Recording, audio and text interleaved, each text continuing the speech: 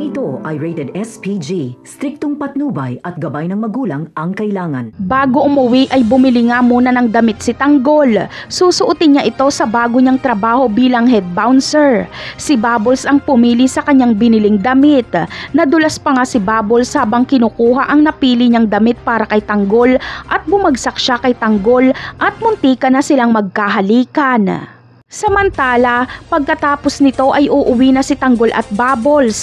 Habang naglalakad ay dito nila makakasalubong si Marcelo at Dante. Masaya si Marcelo na makita si Tanggol dahil akala niya ay makukumbinsi niya itong sumama sa kanya. Pero mapapahiya lang si Marcelo dahil lalayasan lang siya ni Tanggol. Kaya naiinis na si Marcelo kay Tanggol. Naisip kasi ni Tanggol na hindi niya na kailangan ng impluwensya ni Marcelo para maipaghiganti si Mokang dahil nangako sila Supremo na tutulong sila at sila ang papatay sa asawa ni Mokang.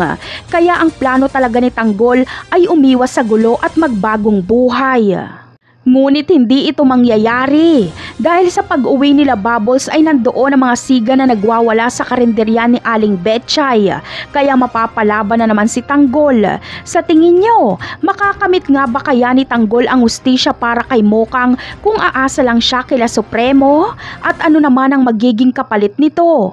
Malamang ay tutulungan ni Tanggol sila Supremo sa laban nila kay Agustus at si Tanggol ang tatapos kay Agustus. Yan ang aabangan natin sa mga susunod na episode. Paalam!